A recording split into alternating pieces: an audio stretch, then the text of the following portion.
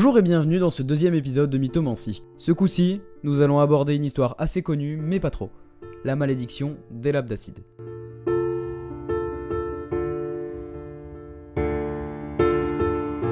Notre histoire débute à Thèbes, où Laios, fils de Labdakos, règne. Un jour, un ami de notre bon roi, Pélops, lui demande d'apprendre à son fils à conduire un char. Laios, qui était adepte de pratiques assez malsaines, accepte la requête et viole le fils de son ami. Pour se venger, Pélops appelle une malédiction sur Laios et tous ses descendants. Plus tard, l'oracle de Delphes prédit à Laios que son fils tuera son père et épousera sa mère. Ce faisant, notre roi évita de copuler avec sa femme, Jocaste, de peur que celle-ci tombe enceinte. Mais un soir, Jocaste enivra son mari pour le forcer à coucher avec elle. Elle tomba alors enceinte. Mais Laios, ayant peur que la prédiction ne se réalise, confia son fils à un paysan à qui il ordonna de le tuer. Le paysan attacha les pieds du bambin avec une corde pour le transporter à un endroit où il pourrait le tuer sans être vu. Mais au moment fatidique, il n'en eut pas le cœur. Un homme passant par là demanda alors au paysan de lui confier l'enfant, lui promettant qu'il ne remettra plus jamais les pieds à Thèbes. Le paysan accepta donc et confia l'enfant à cet homme, sans savoir qu'il s'agissait du roi de Corinthe qui ne pouvait pas avoir d'enfant, Polybe. Polybe et sa femme, Mérope, élevèrent alors l'enfant comme leur fils, le baptisant Oedipe à cause de sa déformation des pieds, due à la corde qu'il les lui avait serrés étant enfant. Oedipe voulant dire pied enflé, et notre personnage étant un pied-beau. C'est d'ailleurs à cause de cet handicap qu'Oedipe se spécialisa dans les courses de chars, car il ne pouvait pas courir tout simplement.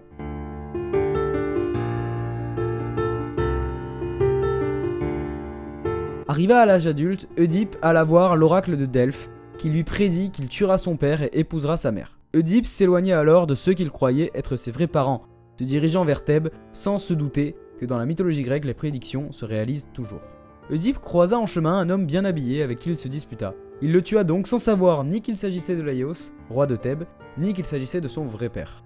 Arrivé à Thèbes, Oedipe trouva une ville où les habitants se cachaient, terrorisés par une créature, la Sphinge.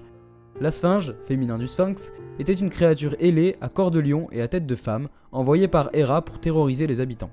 Elle proposait une énigme et tuait quiconque se trompait. Et jusqu'à présent, personne n'avait réussi à résoudre l'énigme. Créon, frère de Jocaste, était devenu régent de Thèbes après la mort du roi. Il promettait à quiconque résolvait l'énigme la place du roi et la main de sa sœur. Oedipe voulut alors tenter sa chance. La Sphinge posa son énigme. Qu'est-ce qui a une voix et 4 jambes, et 2 jambes et 3 jambes? Oedipe résolut alors l'énigme en répondant l'homme. L'homme, qui marche à 4 pattes au début de sa vie, puis se tient sur ses 2 jambes pour finir par s'appuyer sur une canne en étant vieillard. La Sphinge partit et Créon respecta sa parole. Il offrit le trône et la main de sa sœur au bienfaiteur de Thèbes. Oedipe eut donc 4 enfants avec Jocaste, qui était, je le rappelle, à la fois la reine de Thèbes, sa femme et sa mère. Vous me dites ce que vous en pensez, mais 4 enfants en parfaite santé faits avec sa mère, ça reste sacrément improbable génétiquement parlant. Les 4 enfants s'appelant respectivement Polynice, Éthéocle, Ismène et Antigone.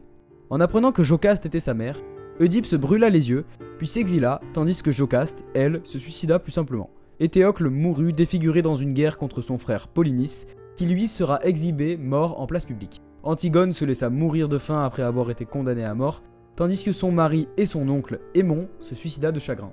Et la fille de Créon, Mégara, sera tuée par Hercule dans une histoire que je vous raconterai un autre jour.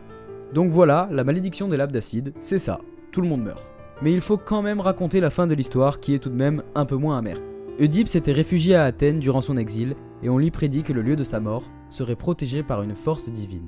Soutenu par sa dernière fille en vie, Ismène, il choisit donc de mourir et d'être enterré à Athènes, la protégeant par la suite de quelques catastrophes dont nous parlerons dans une autre vidéo.